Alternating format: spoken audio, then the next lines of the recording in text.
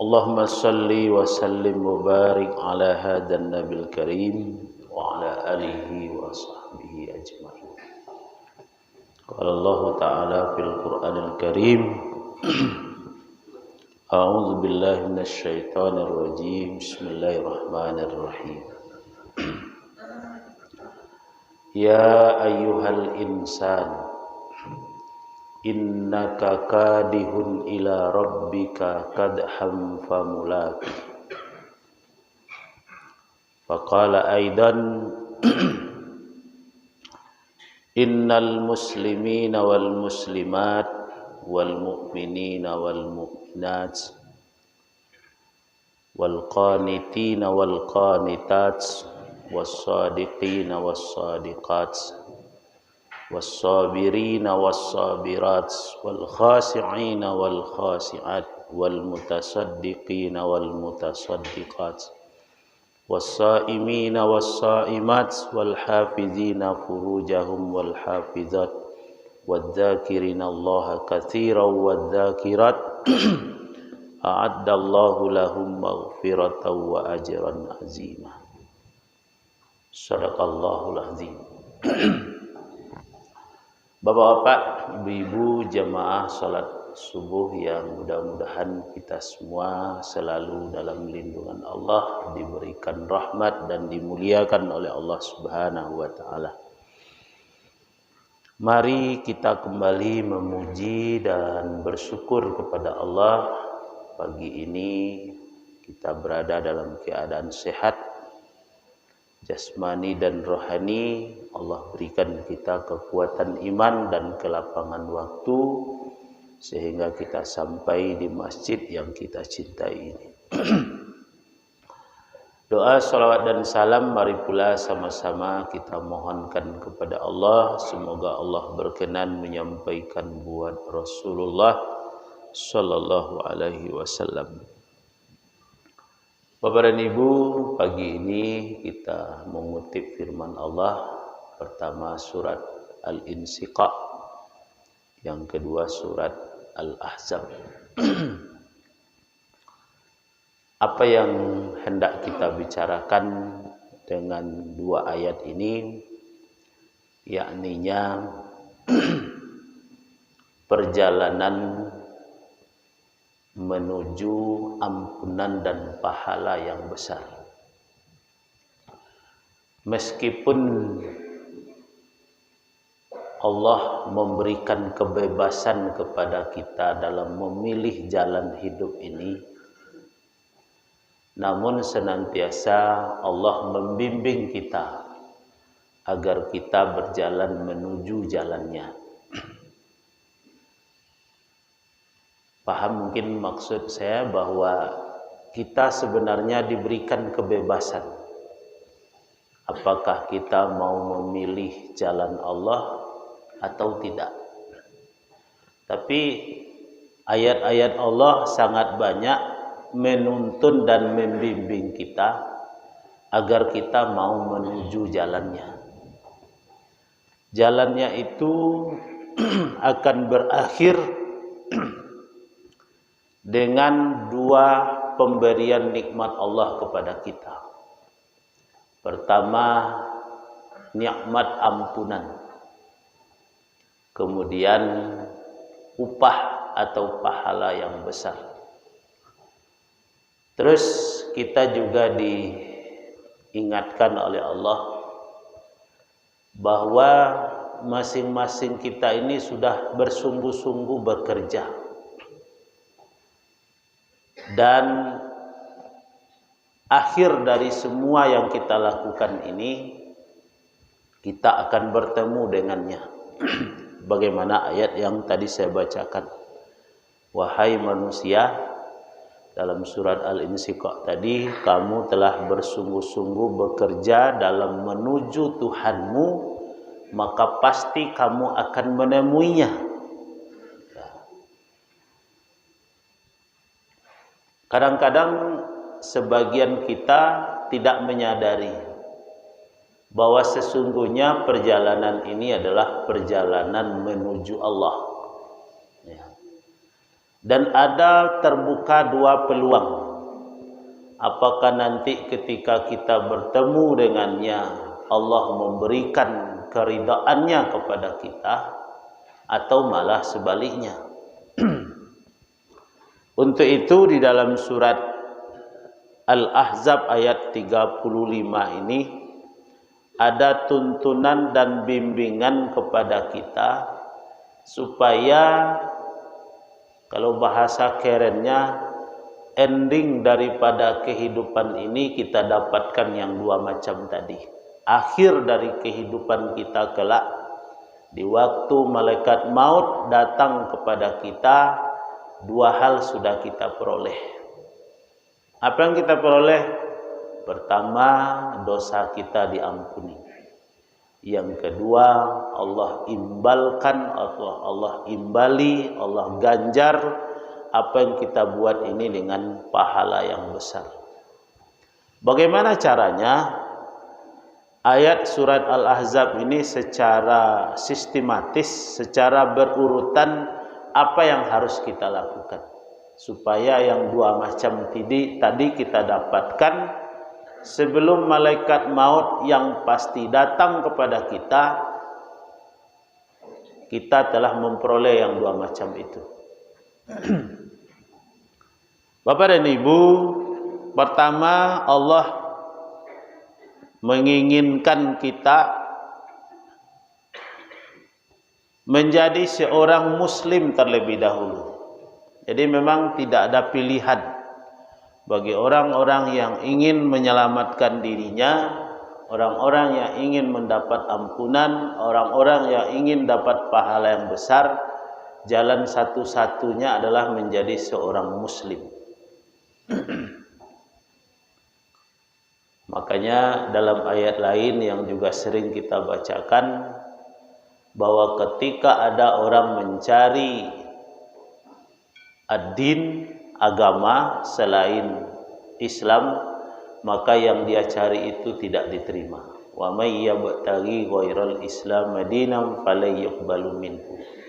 Siapa yang mencari agama selain daripada Islam, maka apa yang dia cari itu ditolak. Jadi kita sudah tepat pilihan.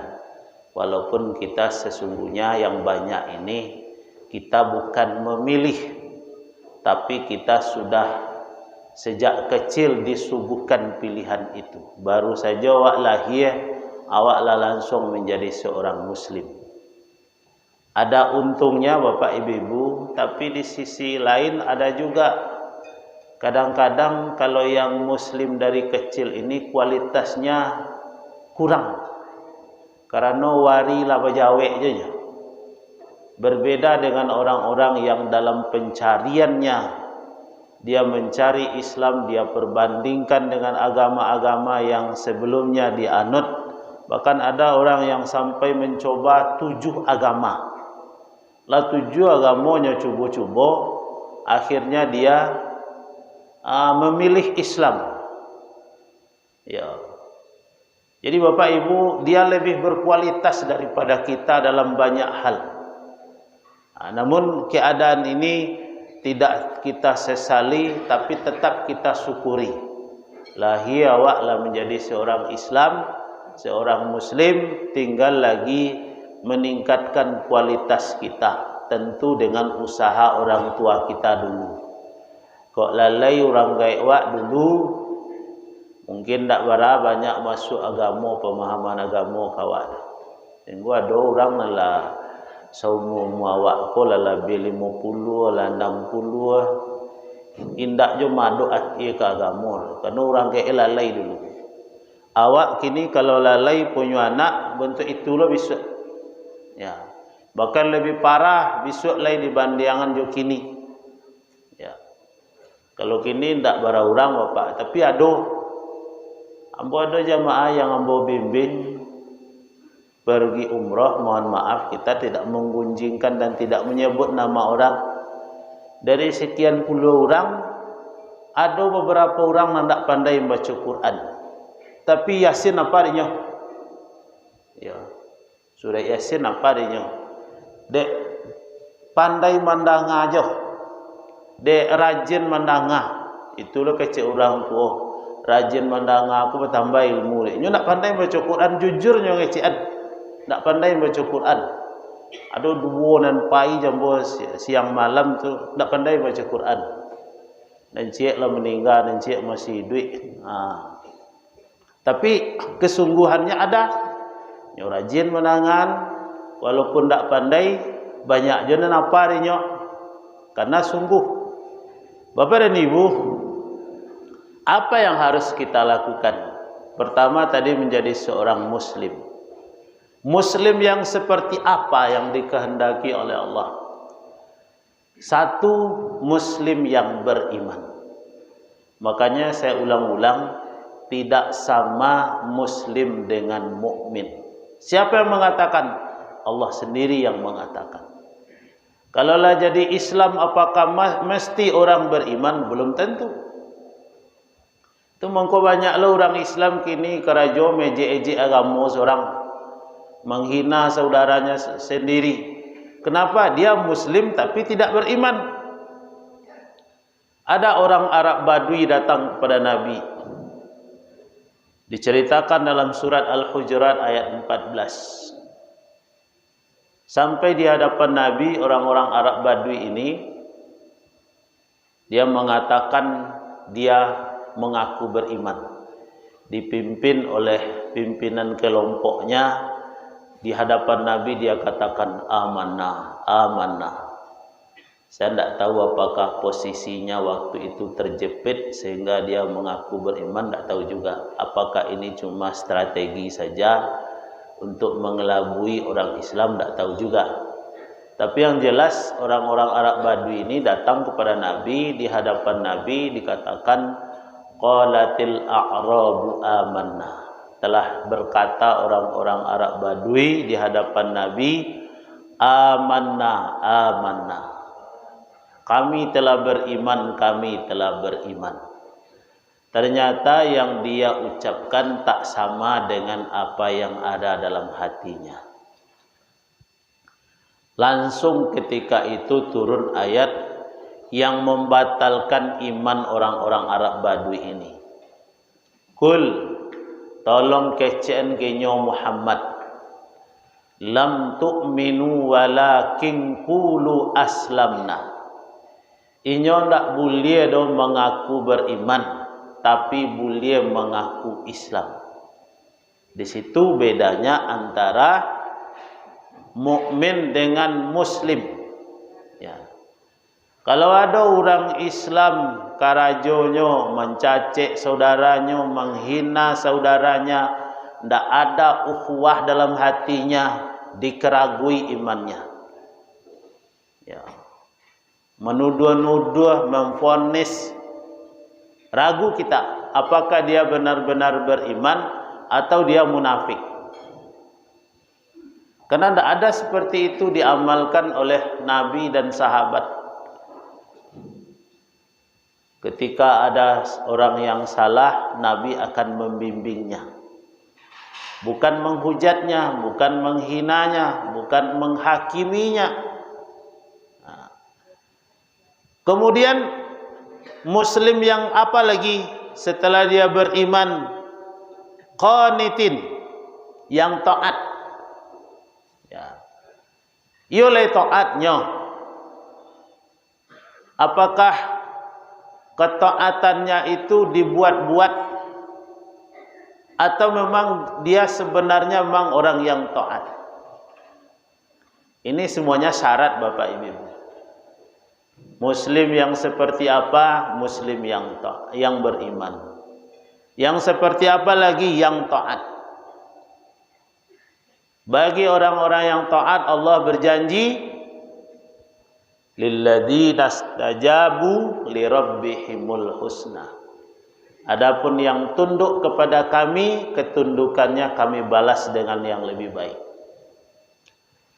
Kemudian yang bagaimana lagi? Mukmin yang bagaimana? Yang jujur, yang siddiq.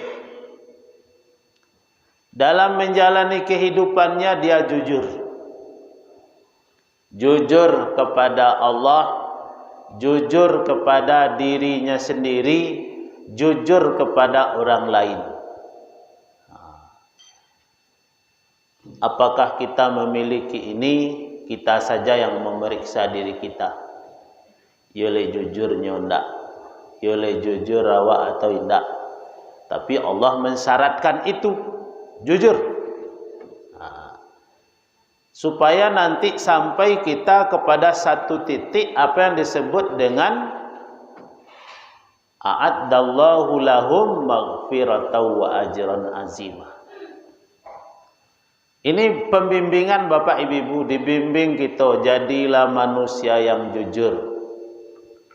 Kok jujur awak sayang orang kawak, ndak keluarga awak je sayang, no orang lain pun sayang.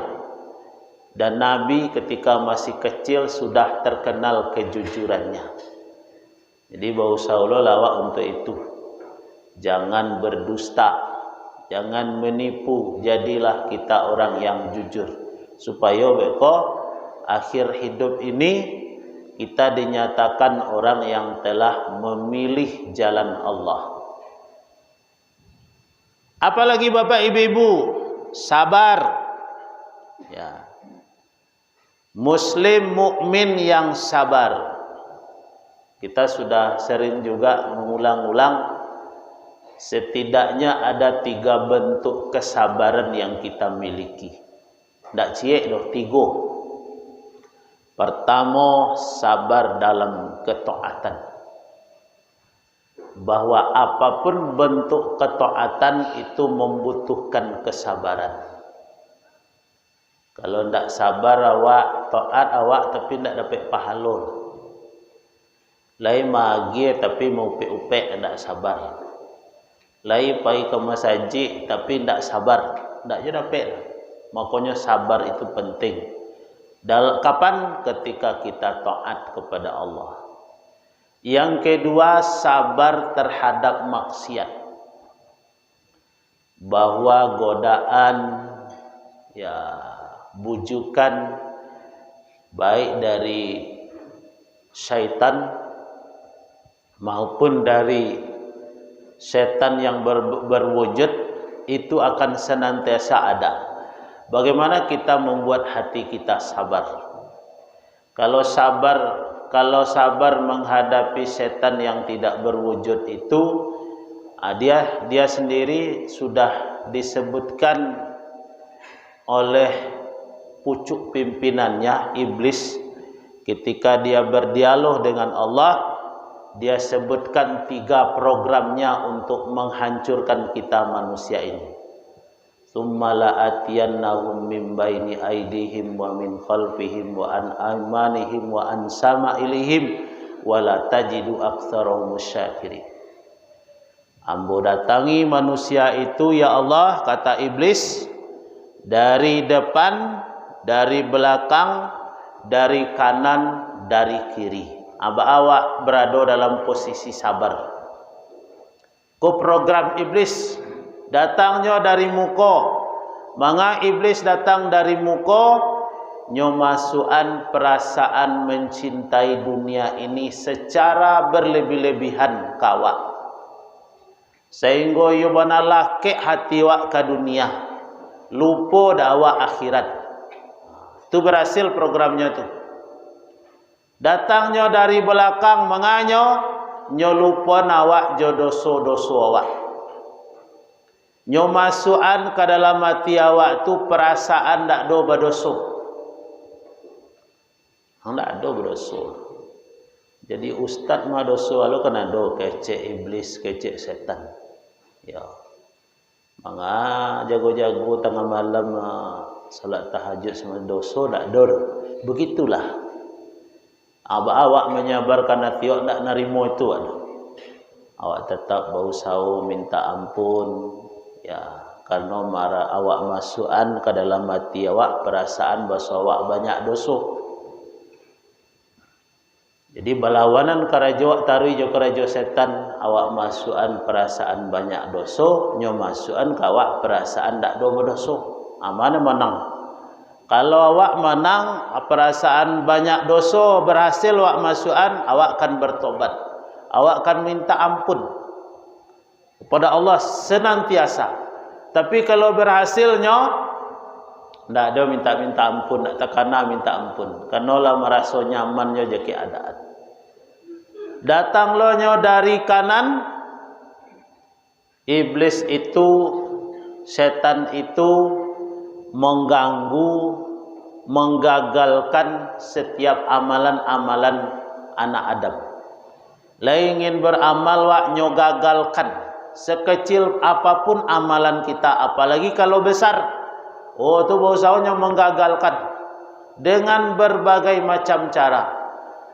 Orang nala tibo semangat pergi ke masjid bisa dipatan dek setan. Jalai masjid raya jalai lamo.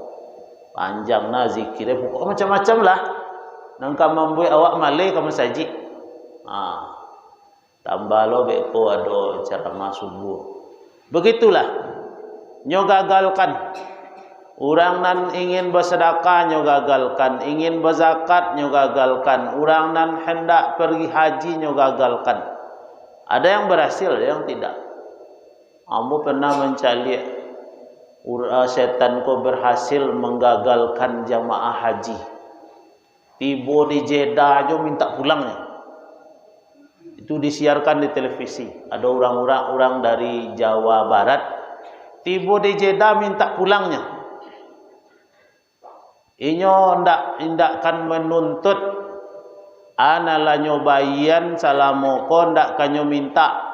Ditanya orang alasan apa minta pulang pak, diwawancarai, ndak mau calik langsung tapi di TV mau calik. Inyo takana jo cucunya keceknya. Ndak jadi nyo haji dah.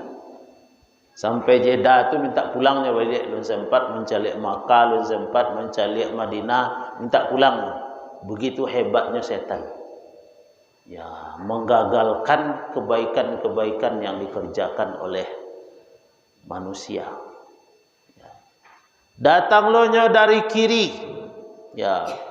Setan ko paling pandai membalikkan fakta. Nan elok nyo kecian buruk, nan buruk nyo kecian elok. Kini banyak lo manusia untuk itu. Orang-orang nan elok dihujat, dicaci maki, dihina, dibuli. Sementara orang-orang nan jahit dipuji-puji. Itu parangai setan ada pek dia. Setan juga itu parangainya. Ada orang nan elok, luri jalannya, banyak orang menyalannya. Dan menyalan tu kelompok setan. Tak jujurnya jualan je saliat dah. Ada orang yang salah kerja banyak kesalahannya. Bentuk-bentuk dijadian malaikat. Setan itu. Maka kerja-kerja yang salah itu dalam pandangan awak itu diubah dari setan. Kau kerja yang rancak, aku yang elok. Bini serancaannya pergi berzina aja orang. Kerja siapa? Kerja setan. Ada bini rancak. Berzina aja orang lain.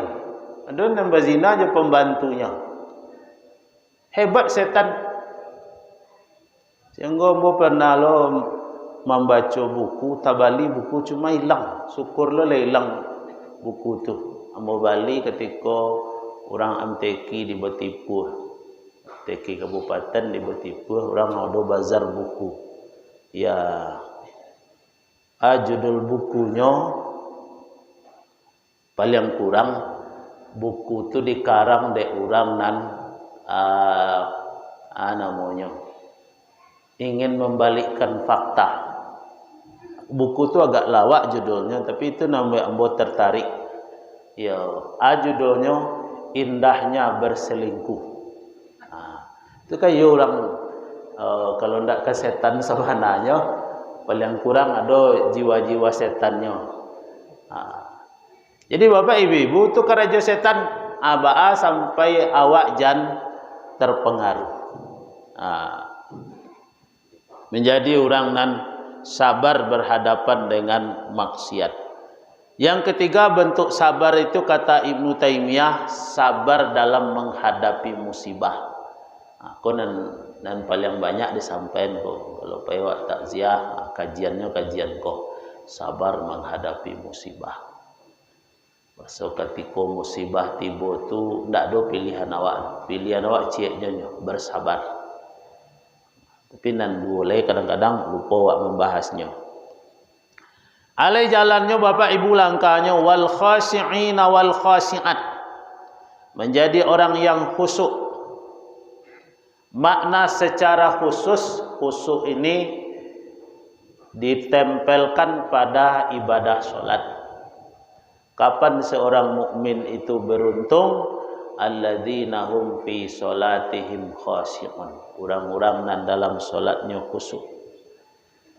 Sulitkah mencapai solat khusyuk itu? Sadang elok. Tapi bukan tidak bisa. Ada orang yang solatnya bisa khusyuk tadi. Tapi kita kadang khusyuk, kadang tidak. Dan tidak khusyuk itu penyebabnya awak aja kadang-kadang. Awak aja penyebabnya. Walaupun pengaruh dari luar ada loh.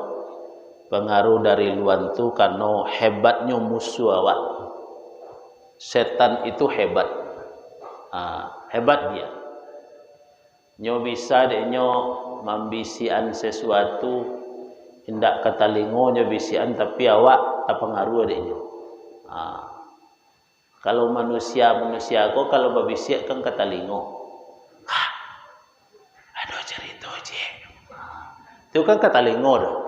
Kalau setan ndak, setan tu yuwaswisu fi sudurin nas. Nyo babisiak ke dalam hati. Sehingga banyaklah nantakan awak dalam solat. Anak kunci hilang takana dalam solat. Siapa membisian setan. Awak nalun baminantu anak la talampau umur dalam solat tekananya. Iko duduk-duduk untuk kau tak ada tekana itu dalam solat. Padahal waktu solat seketiknya tibonya. Badek payah na dapat menantu nencik kada pokoknya ala anak dan dalam sembahyang tibur. Itu. Begitu hebatnya dia. Jadi bawa menjadi orang yang khusyuk. Secara umum maknanya bukan hanya untuk solat ini. Pokoknya awak pun tak boleh lalai hati dari mengingat Allah. Kita kok harus orang yang senantiasa ingat kepada Allah. Itu maksudnya Bapak Ibu.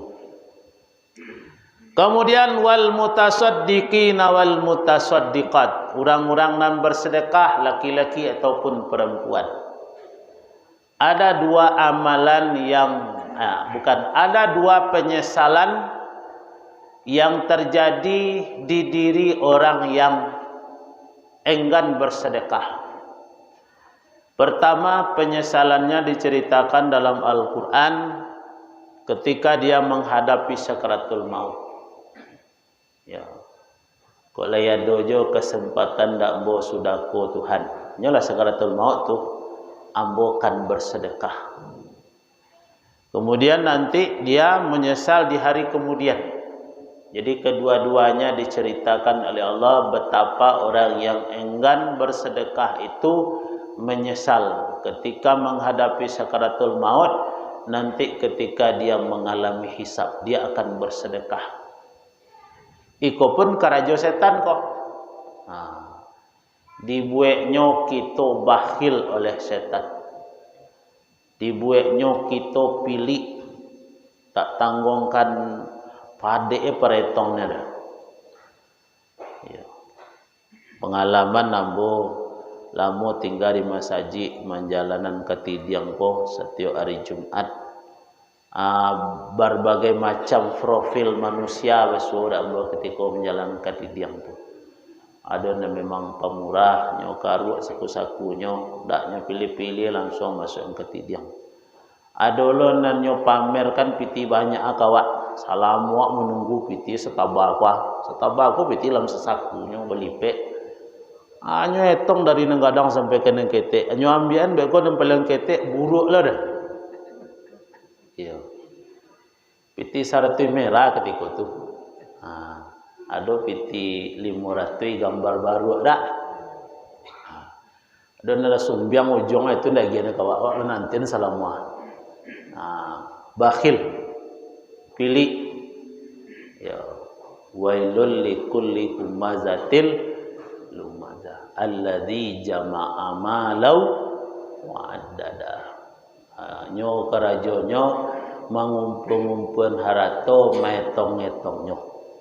Yahsabu anna malahu akhlada. Nyo menyangko nyo kan kekal di haratonyo. Padahal ndak. Ya.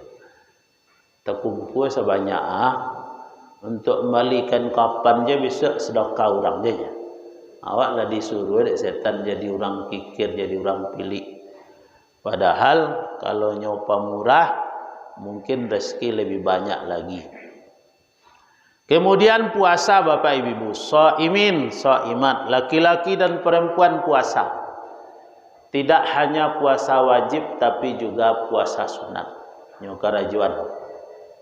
Ini langkah menuju tadi kita bertemu dengan Allah, kita membawa dua hal. Apa itu?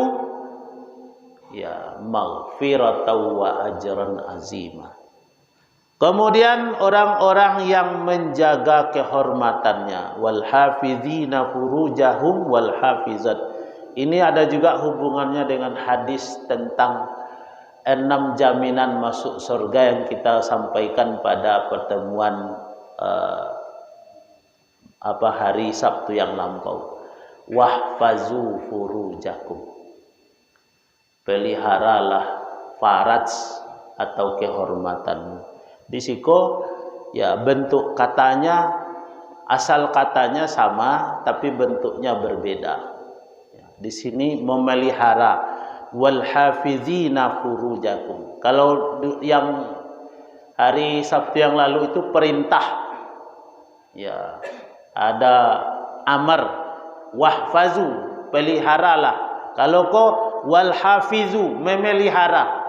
Apa yang dipelihara? Farajnya, kemaluannya atau kehormatannya. Orang yang seperti itu adalah orang yang sedang berjalan menuju Allah dan di akhir perjalanannya dia mendapatkan maghfiratan wa ajran azima. Yang terakhir, wadzakirinallah katsiran wadzakirat. Orang-orang nan banyak mengingat Allah. Yo mana masuk hati dia mengingat Allah. Kalau nan lain tak ingat lo dia tapi tidak banyak. Tapi kalau Allah yo benar banyak. Sehingga dia ungkapkanlah dengan kalimat-kalimat thayyibah ketika dia mengingat Allah. Ada berupa kalimat subhanallah walhamdulillah wala ilaha illallah wallahu akbar. Itu termasuk kalimat zikir yang kita sangat dianjurkan. Kenapa? Karena lengkap di dalamnya semuanya. Ada kalimat pujian, ya, ada kalimat tahmid di dalamnya, ada kalimat tahlil, ya, subhanallahi walhamdulillahi wala ilaha illallah wallahu akbar. Kenapa dia baca itu? Itu ungkapan bahwa hatinya senantiasa ingat kepada Allah. Kalau hal-hal tersebut sudah kita lakukan Bapak Ibu, janji Allah, a'addallahu lahum maghfiratan wa ajran azima. Allah telah menyediakan bagi mereka ampunan dan pahala yang besar. Mudah-mudahan kita salah satu yang mendapatkan itu Bapak dan Ibu. Amin ya rabbal alamin. Sebanyak itu Bapak Ibu, ada 2 permintaan ambo ke Bapak Ibu sebelum ambo tutup. Pertama, ambo gak kurang sehat. Doa ambo cek sehat. Minta doa ke Bapak Ibu. Doa ambo sehat supaya kegiatan-kegiatan bentuk iko ambo masih bisa melaksanakan. Dan kedua, di Piliang ada pondok tahfiz gratis. Ambo situ ditunjuk sebagai pembina. pondok tahfiz ko kini muridnya lah 197. Pondok tahfiz gratis namo, yo menandak membayar. Bahkan bajunya sebanyak tu anak dibalian dek pengurus. Yang agak luar biasa menurut ambo bapak ibu, pondok tahfiz ko didirikan oleh adik-adik awak nan bekerja di terminal, menjadi agen, jadi ya itu yang mencetus mendirikan pondok itu. Kami nalagak bomo ko menggiring saja, dan semangatnya luar biasa bapak ibu. Guru 10 orang. Kan pilihan dakeknya, carilah bapak ibu kalau ingin berpartisipasi. Lah 2 bulan berjalan, dalam minggu kini lawak evaluasi sama pengurus sama orang tua alai ke depan. Kini lah di balian baju anak-anak ko, tapi upahnya yo dimintaan ke orang tua. Kan memang begitu banyak dana yang dibutuhkan untuk operasional pondok ko. Yang ambo tuju bapak ibu, kalau ada bapak ibu kelebihan rezeki, anda balo satu sakaki do, menjadikan ko menjadi ladang amal. Pilihan tu kan masuk negari 5 kaum joh. Jadi awak ambo sampean 3 hari yang lalu tu dalam tadabur sama anak-anak dan evaluasi sama orang tua. Taruhlah anak-anak ko ndak apa deknya 10 juz, ndak apa dek 5 juz. Tapi dalam kondisi kini lamu anak-anak ko ndak maci HP sekian jam, itulah luar biasa bapak ibu. Dan ambo sampean ke orang tua, ke gurunya, tolong kecian kalau ingin hafal Quran jauhi HP. Lado anak-anak ko namu bahasanya ndak kan main HP. Kalau pai ke pondok tu, ke rumah tahfiz tu memang lah ndak boleh pakai HP. Kini wak minta, wak motivasinya melalui gurunya, melalui orang tua, kalau iyo kan mapa Qurannya jangan maci HP di rumah. Karena anak-anak tu lun keperlu HP nale, kecuali kalau belajar daring mungkin iyo. Kini kalau tidak. Jadi ambo minta dukungan dalam bentuk apapun kepada jamaah. Kalau ada yang ingin membantu, awak sangat mengharapkan bapak ibu-ibu, karena memang perjuangan ko membutuhkan pengorbanan. Menurut ambo anak di kerajaan, adik-adik di terminal tu luar biasa. Mungkin ciek, mungkin nanado untuk tu anak-anak di terminal, tapi nyo menggagas mendirikan pondok tahfiz, dan luar biasa respon masyarakat pun tak tanggung-tanggung. 197 muridnya 3 hari nan lalu. Kini dari TK sampai SMP, dari TK sampai SMP, dari jauh kan jauh kan tak termasuk jorong pilihan, tapi awak nak mikir itu dah. Awak nak membaca pokoknya leamu orang mapa Quran. Kita lagi support. Jadi kalau ada bapak ibu dari Allah kelebihan rezeki, ambo minta dukungan dan minta bantuan. Kan mencalik ke situ langsung boleh loh. Terima kasih banyak. Mohon maaf. Wabillahi taufiq wal hidayah. Assalamualaikum warahmatullahi wabarakatuh.